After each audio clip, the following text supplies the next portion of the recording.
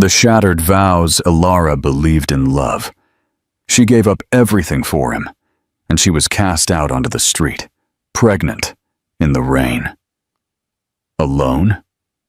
That night, she was hit by a car. But no one imagined that. That was where her turning point would begin. With a baby in her womb and a strength the world had underestimated, Ilara shivered without knowing why. She stood in front of the mirror, her hand slowly tracing the curve of her 7-month belly. The stretched skin, the larger breasts, the dark circles under her eyes. Everything about her screamed exhaustion. Yet something inside her insisted on reminding her that this was all for love, that all of this had a purpose. Outside, the muffled sound of music rose through the walls. A party. Another one. Julian said they were important for business, for maintaining their image. She only went to keep him company, and out of fear of being left alone. The house was full, but Ilara felt like a disembodied presence floating through a crowded room. She passed through the people as if she were invisible. They smiled, toasted, and made jokes. No one noticed how much she was unraveling inside. 3 years earlier, Julian had promised her she would never cry, that he would make her happy every day, that he would take care of her like no one else had. "With me you will never cry. I'll give you the world." That's what he said, and she believed him. She was young, a dreamer with a soul full of space to get lost in, and she truly got lost. She dropped out of university in her 3rd semester. She argued with her parents. She left home. She took a bus toward a future that only existed in his eyes. At first, Julian was sweet. He brought her coffee in bed, left little notes, and laughed at the silly movies she loved. He worked a lot, but always came back with something in his hand. Flowers, gifts, promises. He had magnetic eyes and a firm voice. When he spoke, she believed, because he made it feel true. But the gestures became strange. The words, shorter. The touch, more distant. The silences began. Long. Uncomfortable. She would ask if everything was okay, and he would reply, "Everything's perfect," without looking up from his phone. Sometimes, he didn't even respond. He'd walk past her as if she were part of the furniture. When she complained, he would turn the situation around. "You're too sensitive. It's hormonal. Just don't get so emotional." Then came the criticisms. Harsh, but disguised as jokes. "You can't talk without getting emotional. Try not to gain so much weight, love. It's for your own good. You just complain. You're starting to sound like your mother." Ilara began to doubt herself. Maybe she was being annoying, exaggerating. Maybe it was the hormones, like he said. She was pregnant after all. Sensitive. Needy. When she tried to talk about how she felt, Julian would shut down. "We'll talk later. Not now. Don't be a pain." And she would fall silent. She would swallow it all down. She was afraid to push too hard and ruin the little that was left. She wanted to keep the peace in the house. The baby needed that. She needed that. The party that night was different. Louder. More crowded.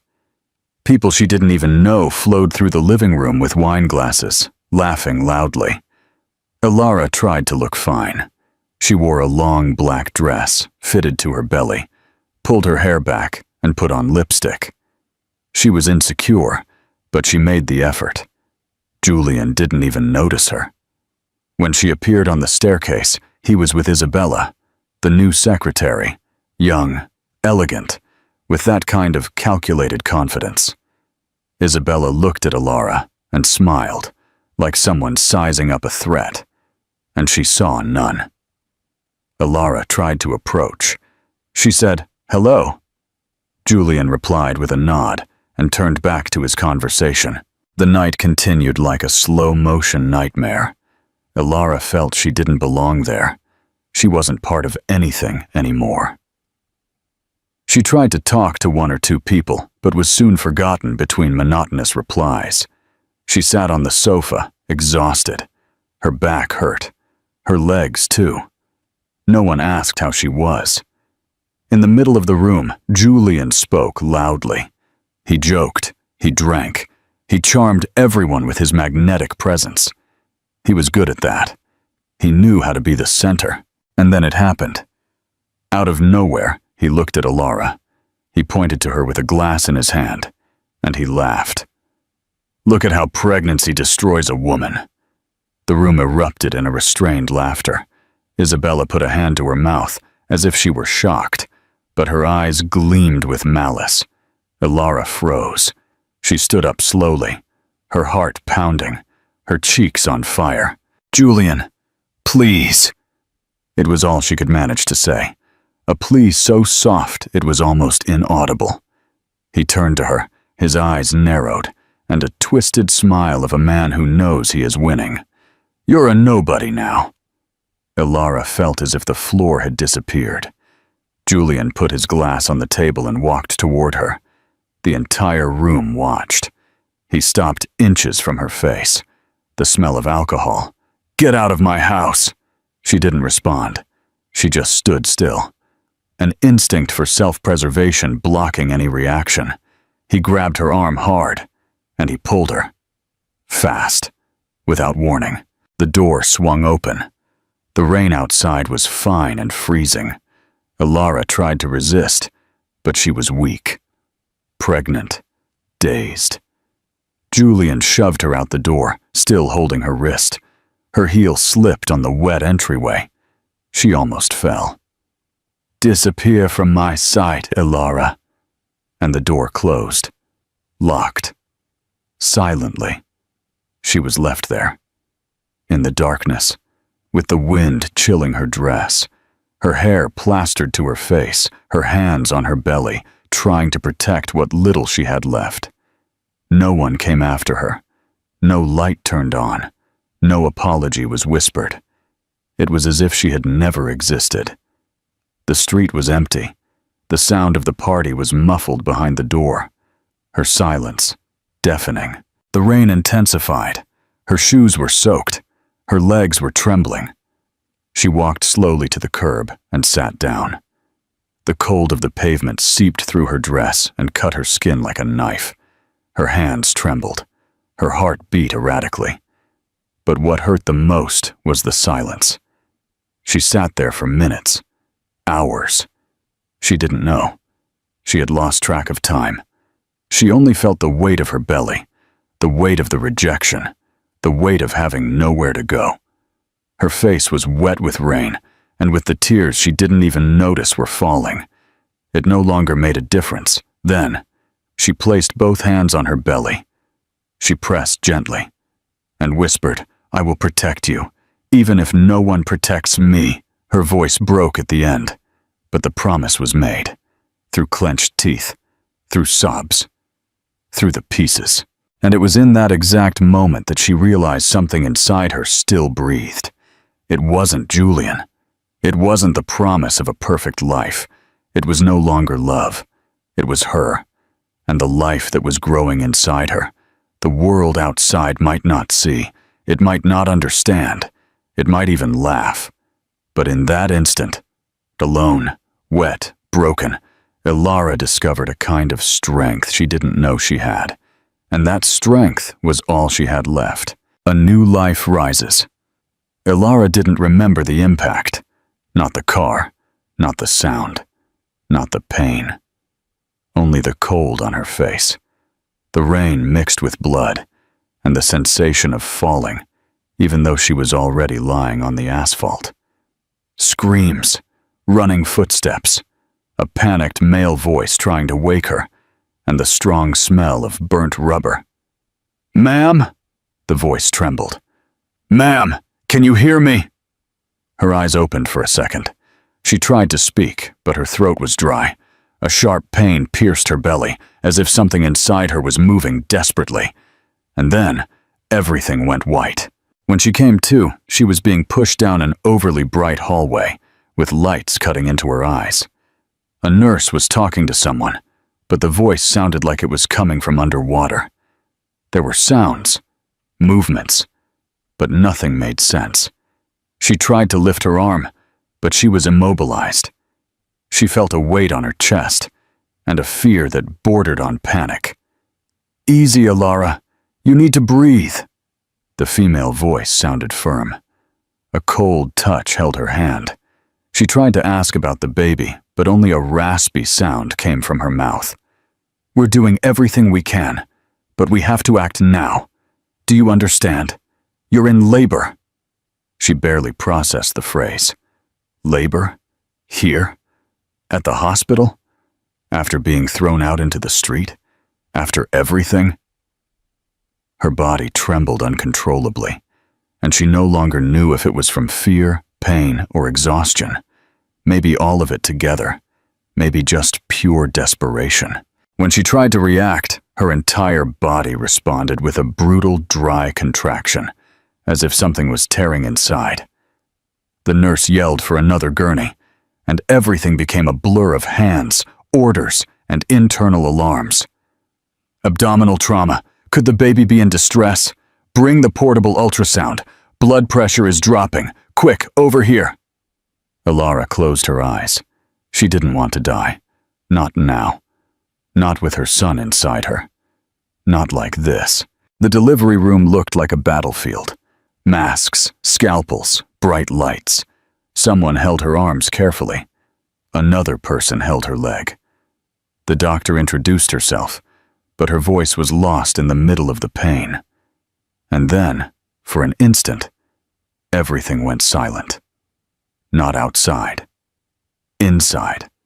As if time had stopped, and all that was left was the memory of the night before, the rain, the shove, Julian's phrase echoing endlessly. "You're a nobody now." That phrase seemed to have taken root in her like poison. But no, it wasn't true. It couldn't be, because inside her, something was still fighting. Something still existed. A life, and she needed to bring it into the world. Instinct spoke louder. Between contractions and screams, Alara clung to the only thing she had left, her promise. She screamed, a torn, desperate animal cry, and she pushed. She pushed with all the accumulated pain of the last months, with the abandonment, the loneliness, the humiliation. She pushed with her eyes closed and her teeth clenched. And then came the sound. A cry. Small, but strong. Alive. Human. For a second, she didn't understand. Then, everything inside her gave way. "It's a boy. He's breathing. Stable pulse. He's okay." The nurse placed him in her arms. A wrinkled baby crying loudly, with closed fists and still red skin. And there, in the middle of the chaos, Alara also cried. But not from fear, not from pain. It was a new kind of cry. A cry of relief, of 1,000 things mixed together, of life. She caressed his cheek with her finger and whispered, her voice hoarse and broken, "You saved me, before you were even born." He stopped crying for a moment, and he opened his eyes, 2 dark, living points, as if he recognized her. The nurse smiled, but didn't say anything. She didn't need to. The scene said it all. Hours later, now in a quieter room, Alara was sitting, her body still sore, but with her son nestled against her chest. A doctor came in, writing something on a chart. "Father's name?" she asked, without looking up. Alara didn't hesitate. "He died." The doctor finally looked at her, and for a second, their eyes met. But there were no more questions, because sometimes a man dies long before he stops breathing. After she left, Alara was alone again. But now, with a sleeping baby in her arms. And that silence, which used to crush her, now seemed different, almost light. She looked at his little face, his small hands, his fine eyelids, and for the first time in a long time, she felt something akin to peace. But there was also fear, a real, deep fear, because she had nowhere to go, no money, no support. She didn't know what would come next. She only knew one thing. She wasn't alone anymore, and that changed everything. As the early morning passed slowly and the hospital corridors grew silent, Ilara stayed there, awake, thinking, remembering every word said, every gesture received, everything she would have to forget or transform. Because now she couldn't afford to fall. Now she was someone's ground, and she couldn't give way. When the baby moved, she cradled him carefully, as if that gesture were her new mission in the world.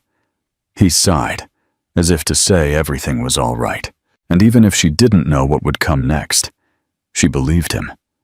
Even if it was just for that night. A mother's foundation. The impact left marks, but it also revealed something no one saw. Ilara was still alive, and what came next, she would decide. One step at a time, one breath at a time. With a baby on her chest, and a heart that, despite everything, still beat, firm and ready. The hospital room was silent when a nurse came in to check her vital signs. Ilara pretended to be asleep. She no longer had the strength to speak. Her eyes were open, fixed on the ceiling. But inside, everything was in motion. A silent whirlpool of fear, confusion, and irresponsibility. The baby slept on her chest, warm from their skin-to-skin contact. She didn't understand how something so small could carry so much weight. So much peace, so much reason to go on. Hours later, she was discharged. No family member came to pick her up. No address to return to. She took the few clothes she was wearing, put the hospital papers in a plastic bag, and she left, with the baby in her arms, with nowhere to go. The city seemed bigger now, colder, more distant. She walked. She walked until her legs ached, until the weight of her body and her son broke her back, until her knees almost gave way. When she stopped in front of the Community Assistance Center, she hesitated.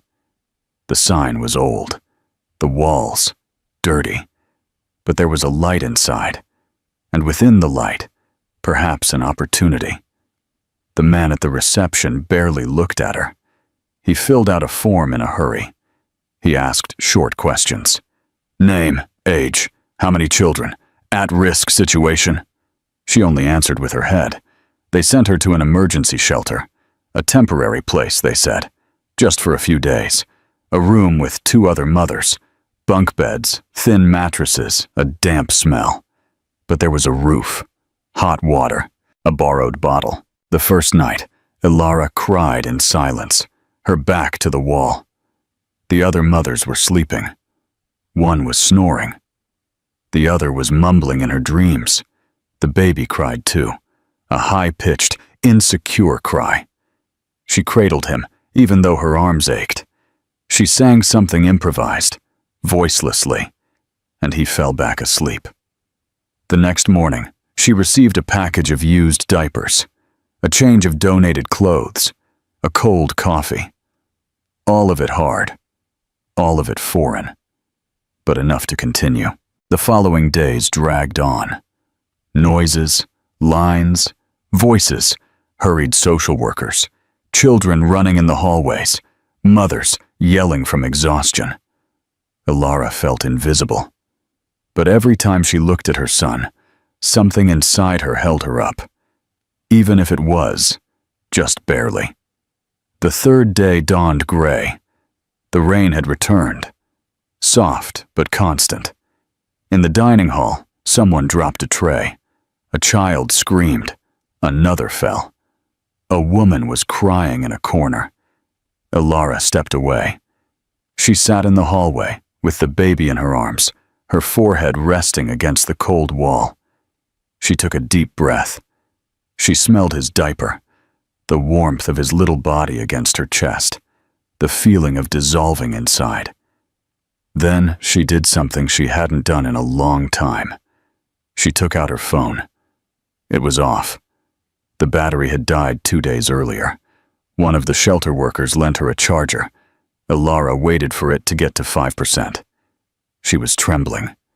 She didn't know what she was going to say, but she knew who she was going to call. The contact list was empty. Almost all the old numbers had been erased, but her mother's number was still there. Almost automatic, as if the phone knew that when everything is over, that's where you return. She called once, twice, 3 times, 4. The call was disconnected. She was about to give up, but she called again. This time, someone answered. "Hello?" The voice was low, tired, familiar. Ilara swallowed. "Mom," silence. From the other side, the sound of a sigh. An empty space between one sentence and another that said everything. "Come home," just that. No questions, no reproaches, no judgment. And that simple answer was like a crack, a fissure that broke everything she had been holding in. She hung up before her mother could say anything else. Then she cried.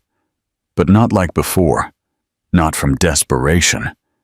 She cried from relief, from shame, from a forgotten love that was still there, waiting for her. She looked at the baby. He was awake, moving his hands in the air, as if he was trying to touch the world. She caressed his face with her fingers, and in that instant, without the strength to promise anything, she just thought, "I will never again let anyone extinguish who I am." Because she knew it. She knew she had let herself shrink, disappear, fade away little by little. But now, someone depended on her light, on her warmth, on her presence, on her love, and that would be bigger than any fear, a new identity. In the afternoon, she spoke with the social worker. "I have somewhere to go now." The woman seemed relieved, one less person to worry about. She made some calls, arranged the departure. Ilara took a bag with donated clothes, wrapped herself in a blanket, and protected the baby from the wind. She got on a bus with her last few coins. She sat by the window. She held her son like someone carrying the most valuable thing in the world. The trip lasted almost 2 hours. The road seemed longer than she remembered, but her eyes were firm, her body wounded.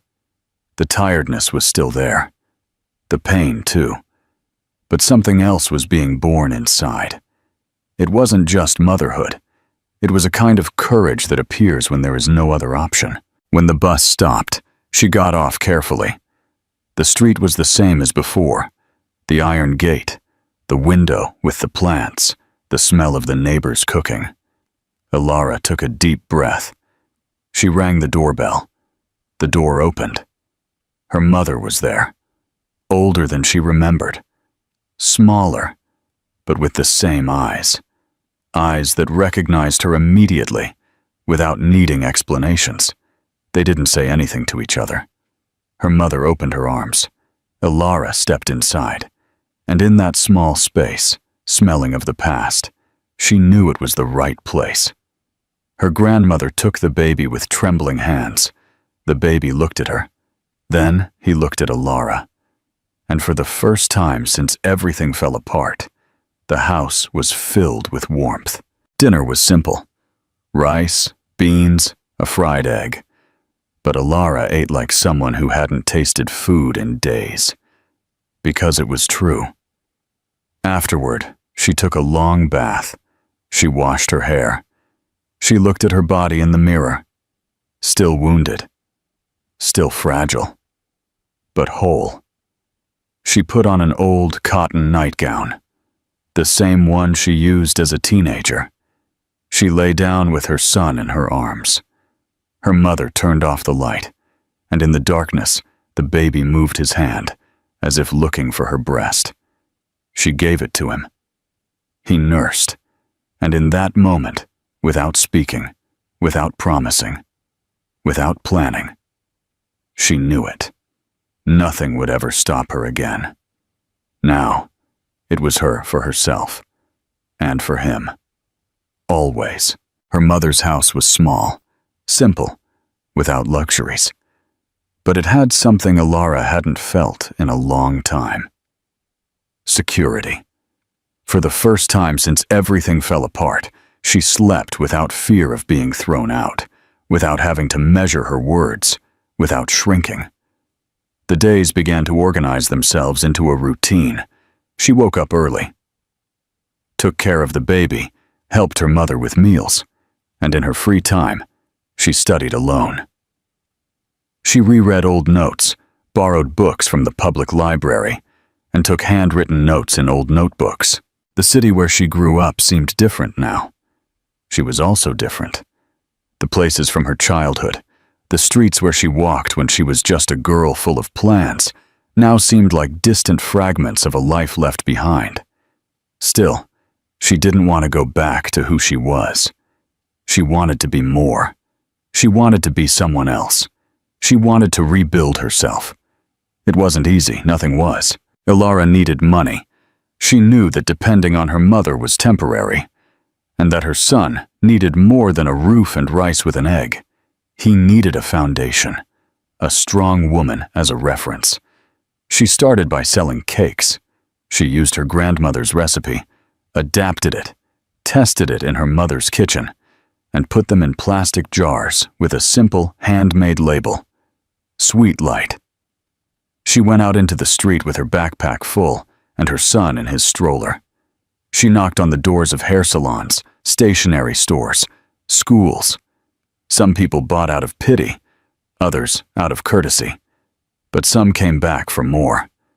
At the end of the month, she paid a portion of the household bills. For the first time, she put money on the table and felt proud. She worked at events. She cleaned school bathrooms. She took care of an old lady some nights. Everything that came up, she did. At night, when the baby was asleep, she studied. And on weekends, she took her son in her arms, sat in the town's central square, and watched people pass by. Almost no one recognized her, and those who did pretended not to see her. She didn't care. There was something bigger now. Herself. She started using her full name again. Alara Herrera, a last name she had left behind when she believed that a man's love was worth more than her own identity. Now, it was the other way around. She signed that name with strength, with truth, a new legacy. One day, in a circle of mothers at the health center, she heard one of them talking about being threatened by her ex. The woman was trembling as she spoke. Alara didn't know what to say, but she offered to help.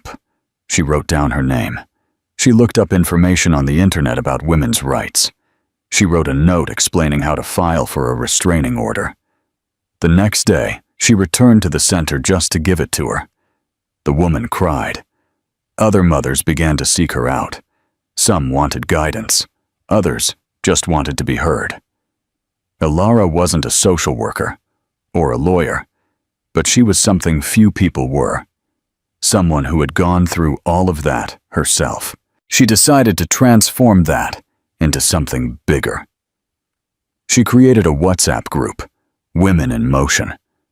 At first there were 5, then 10, then 20. She got a borrowed room at the neighborhood church. She held bi-weekly meetings. She invited volunteer psychologists. She recorded videos with her old phone and uploaded them to social media. One of them went viral. The video had a simple caption, "Women who fell," but chose to get up. Her voice was firm, but emotion cracked her words. "I'm not strong because I want to be. I'm strong because I had no choice. But today, I choose to transform the pain into a path." Thousands of people saw it, commented, shared. She received messages from everywhere. People thanking her, people asking for help, people offering support. A local report came out, then a note in a national publication. Suddenly, Elara Herrera was a reference. An NGO contacted her to offer a partnership. In a short time, she officially founded her own project. Reborn, a support network for women at risk. She got a space, donations, volunteers, and more than all that, respect. Her son grew up watching everything up close. He was the one who helped hand out flyers. He slept on her lap during meetings. He sat in a corner while she gave talks. He drew with markers on the charts. He knew the names of the women. He called all of them Aunt. Elara took care of her son, like she took care of the world, with patience, with strength, with truth. Sometimes she would cry in secret. She still felt fear. She still had doubts. But she kept going, because she didn't allow herself to stop. She was invited to speak at events, to give interviews, to coordinate projects with municipalities. Everything happened faster than she imagined, but never outside of what she believed. From a shelter to the top, but without forgetting where she came from. One of the most memorable nights was when she received a Women's Leadership Award. She was on stage, her son sitting in the front row. He wore a small, improvised suit and held a paper flower that he had made himself. As she gave her speech, Elara swallowed her emotions. The auditorium was silent. She spoke calmly. When I was thrown out into the street, pregnant, I thought everything was over, that my story would only be about pain. But then, he was born, and it was as if someone had turned on the light again. My son didn't just save me. He showed me who I am. She looked at the boy, and I promised him that I would do everything necessary for him to grow up seeing a woman standing, strong, present, not afraid to exist. Applause, people crying, cameras filming, but she only saw her son smiling, proud. Elara got off the stage and he ran to her. He hugged her legs and told her in her ear, "Mom is a giant." She laughed. She knelt down, lifted him into her arms, and she whispered, "And you are my reason." It was for him, always, the man who was nothing. Julian looked at his phone for the 100th time that morning. No response. No notification. No opportunity. The room, once impeccable, was now taken over by crumpled papers, empty glasses, and the remnants of days badly lived. The sofa where Isabella used to lounge had a wine stain. The whole place looked abandoned from the inside, exactly like him. He leaned against the wall, his eyes fixed on a random spot. It was over. The company, the woman, the illusion of control. Everything. At the last meeting with investors, he tried to convince them that it was just a bad streak, that the market was unstable, that they would soon grow again. But no one believed him anymore, not even himself. His luxury car had been repossessed.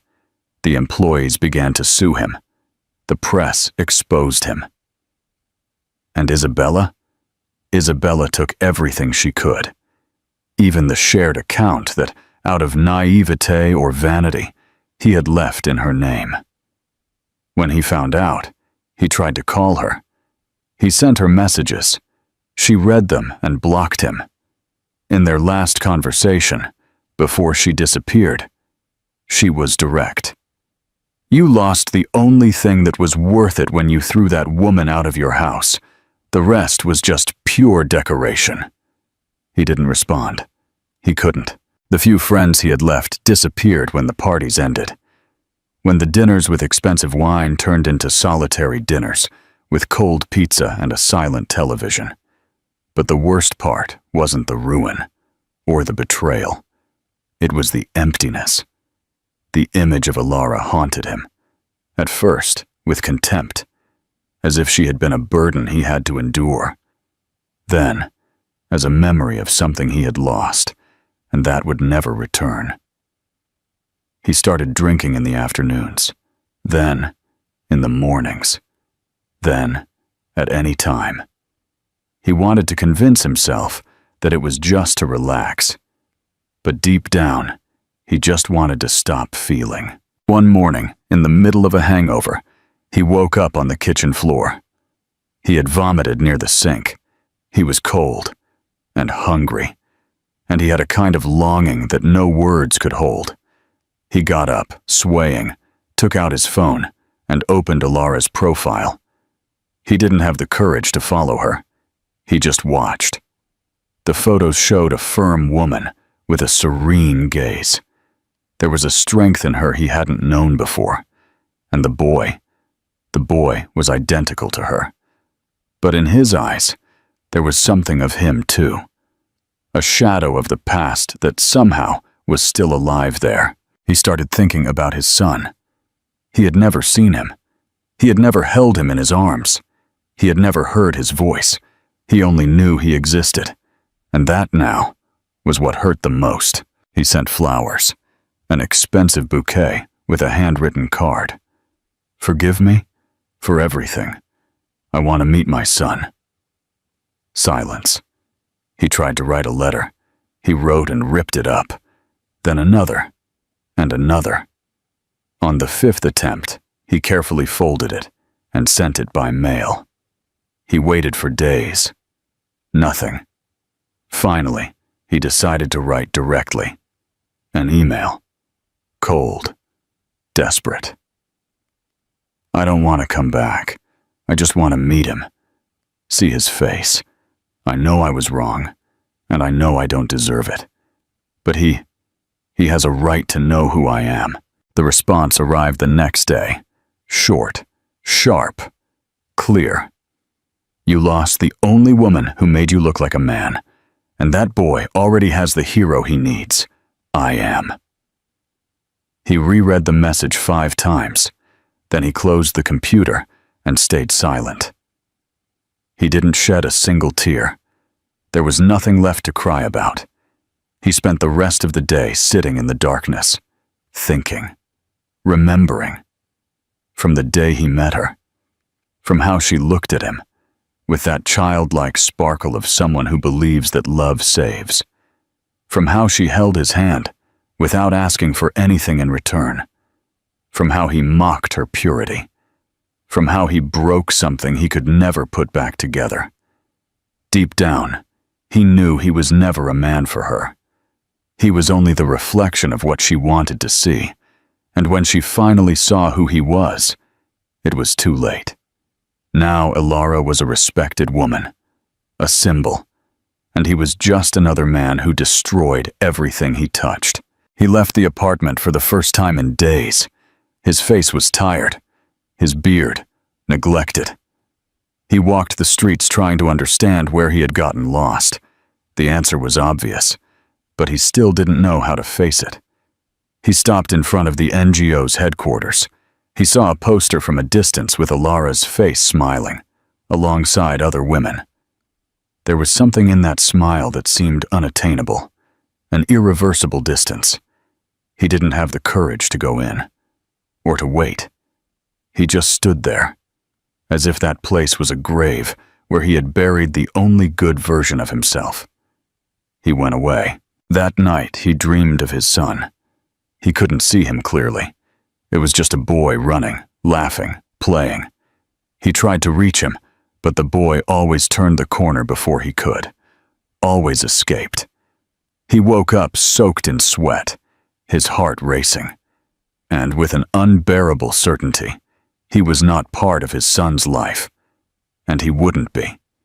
He took the last bottle of whiskey from the shelf and emptied it into the sink. The bottle shattered at the bottom, and the smell spread. It was the first time he had done it, without an audience, without promises, just him and the shame.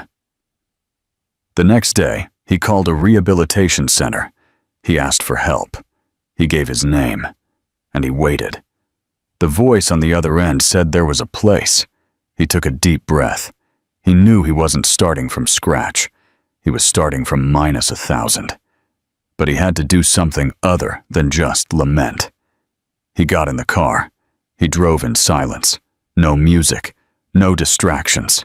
For the first time, perhaps he was willing to feel everything he had avoided for years. Because, in the end, his fall wasn't when he lost the money, or when Isabella betrayed him, or when his friends disappeared. The real fall was the moment he lost the woman who saw a better man in him. And now, all that was left was the sound of his own conscience. Heavy, but necessary. The unspoken waltz. The hall was lit with soft, golden lights that fell from the ceiling as if the night had been carefully designed to happen there. The round tables were dressed in white and wine. The china was perfectly aligned. The glasses were gleaming, and the smiles were rehearsed. There were journalists at the entrance, politicians disguised as philanthropists, businessmen interested in alliances, and photographers attentive to every gesture of the night's hostess. Ilara walked into the center of the hall with her son at her side. He wore a navy blue suit, fitted to his small body. But in his eyes, he carried a maturity that didn't match his age. He was a reflection of the woman who had raised him. Firm steps, a direct gaze. They walked as if they belonged not just to that event, but to the world they were building outside of it. She greeted the guests with courtesy, without exaggeration. She knew that half of them were there for prestige, not for the cause. But that didn't affect her. She also knew that even the opportunistic presence of some would serve the NGO. And that was enough. She had learned, with pain, that you cannot expect purity from everyone, but you can take advantage of even the vanity of others. The background music was discreet. A string trio played something soft in a corner. The bar was serving sparkling wine. And on the screen, images of the NGO were projected. Photos of women rebuilding their stories. Children smiling. Renovated shelters. Schools under construction. It was the most important night of Ilara's public career. The most visible. The most symbolic. But not the most difficult. The difficult nights were silent. Nights without dinners, without cameras, without beautiful dresses. She knew it. And that's why she didn't flinch when she saw Julian. He stood on the edge of the room, in a dimly lit corner, like someone who had come in uninvited. His suit was ill-fitting, his face was dejected, and his gaze was different. He looked smaller, thinner, as if time had passed him by more quickly. He carried a bouquet of flowers in his hands, and a plea in his eyes. Ilara didn't stop walking. She continued to greet guests. She smiled at a diplomat. She talked to a journalist. She served her son a glass of water. All with calm, with elegance, with control. But deep down, she knew. She felt it. Julian wouldn't leave without approaching. And he did. He waited for the first intermission of the night. When the musicians took a break, when everyone was busy with their glasses and comments, then he crossed the room toward her. She saw him coming. She didn't move. She didn't step back. She just squeezed her son's hand more firmly, and he immediately perceived the weight of that gesture. Julian stopped in front of them.